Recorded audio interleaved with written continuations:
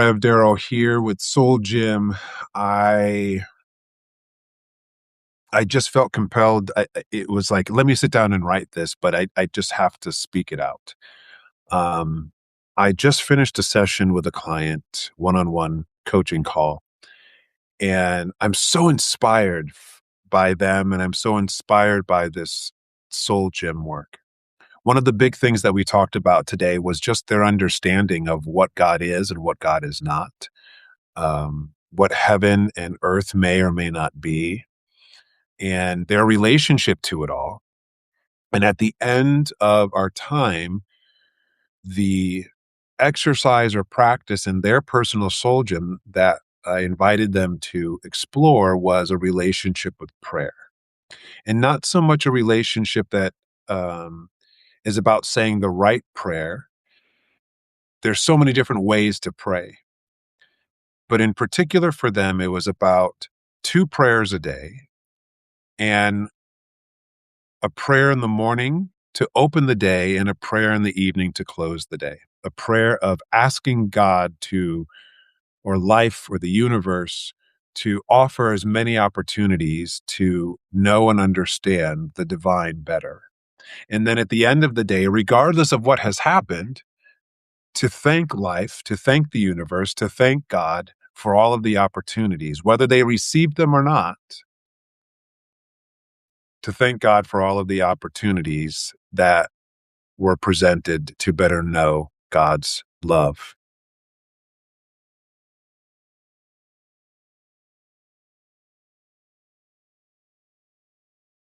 And it just humbles me when someone is so hungry to know life, capital L life, and a better way, a greater way for them, because it doesn't only serve them, it serves all of life.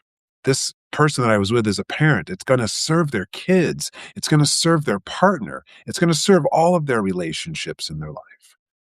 And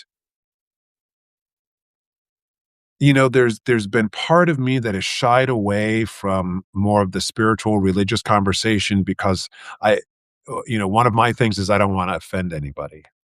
And I still don't want to offend anybody. But the thing that I get more and more adamant about is that if we aren't cultivating a life of our own spirit in relationship with the spirit of the divine, the larger S spirit, then we are actually being of disservice to the planet. We are not showing up the best that we can in our relationships. And I'm not trying to say someone is or is a sinner, that you should or shouldn't believe in God. This is more or less about, are we in a conversation with ourselves? Are we in a conversation with life? And are we asking the questions, the hard questions? Am I showing up in a way that is adding to the quality of life or taking away from it? And this is not an easy question to answer because we must discern the voracious hunger of the ego that just wants to quickly feel good and appeased. Our spiritual journey is not about a quick hit of okayness. The spiritual journey is playing the long game. It is about thinking and believing and trusting that there's more to the very moment that we're in. And yet, the moment we are in is the most powerful moment where we can choose and act accordingly to not only impact our current way of being, but to impact generations to come, whether we have children or not. I don't have children. But I know that how I'm showing up right now is impacting generations to come. There is something that I am doing. There is something that I'm saying. There's something that I am putting out into the universe. All of the videos that I'm creating that will be here long after I die, some way, shape, or form, I am leaving a footprint upon the consciousness of the world. And to me, to ask, am I leaving a footprint of love, or am I stomping down in anger to just make noise?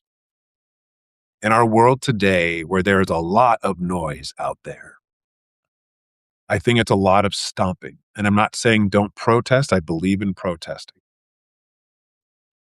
But there's a lot of screaming and yelling at one another.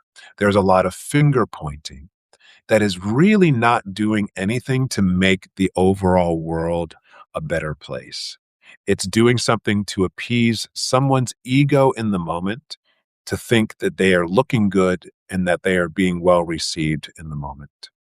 I want to end this live with a quote that I used in our Soul Gym community practice this morning. It comes from the um, poet Rumi, and it says, "Raise your word, not your voice. It is rain that grows flowers, not thunder." And to me, what this means is it's not saying be quiet. It's not saying um, that we shouldn't make some sort of noise in the world, but to make noise for this sake of making noise, to scream for the sake of screaming. What if we were actually harnessing the power of our word, of our consciousness, and speaking words inside ourselves and out into the world that are only constructive?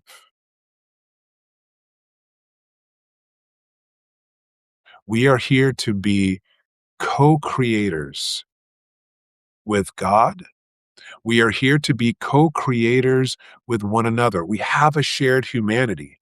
It doesn't mean we're going to like everybody and what everyone chooses to do, but we have a shared humanity.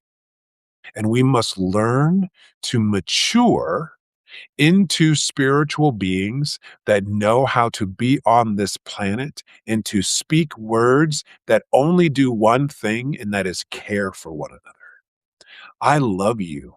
I care for you. I guarantee I don't understand everyone on this planet. I guarantee I get frustrated and angry.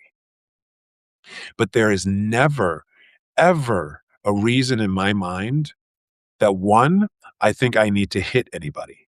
Two, I don't own a gun, so I'm not going to shoot anybody. Three, I don't think anyone should be destroyed because they don't believe what I believe.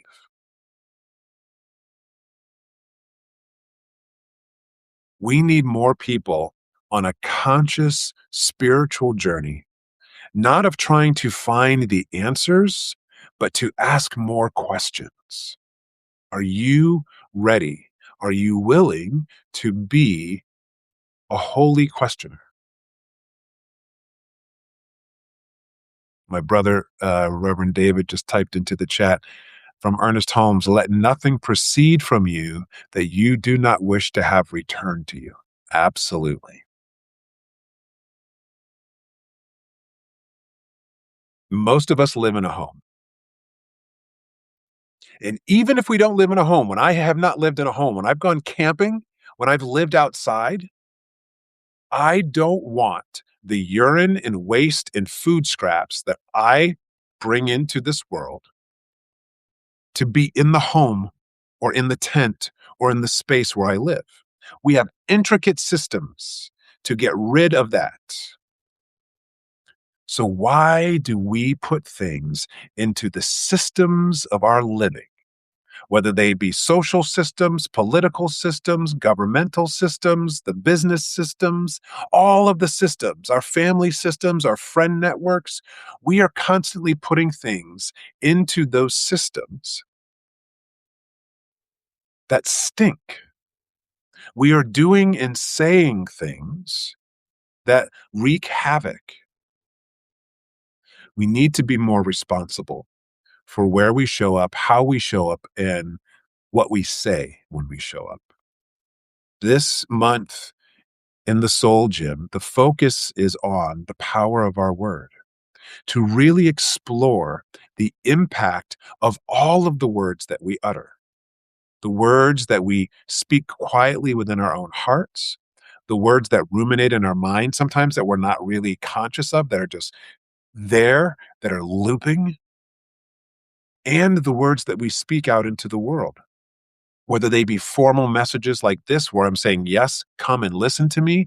But there's lots of things that we say, either with our body language, with our with our money in terms of where we purchase things and how and what we purchase. There's so many ways that we speak out into the world, and those words that we speak, literal and figurative, are the most powerful things that we can bring into the world. And we are abundant. So don't think that you have a lack of power. You have so much power you don't even realize. The words that you are speaking right now inside your mind are impacting not only your mental well being, your emotional well being, your physiological well being, your nervous system response, but it's impacting how you show up in the next conversation you have, the email you send, the phone call that you take, the way you receive your kids when they come home from school, all of the things. And it all stems from the words and the power of our words that we are using, most of the time unconsciously. And the fact that we are unconscious to the words that we are speaking to ourselves and to others, the fact that they're unconscious doesn't make them any less powerful. They're still powerful. But what if we could move into a relationship with the words consciously and go, oh my gosh, I can't believe I'm saying that to myself. I can't believe I said that to my friend. I can't believe I said that to my kid. I can't believe I said that to my partner.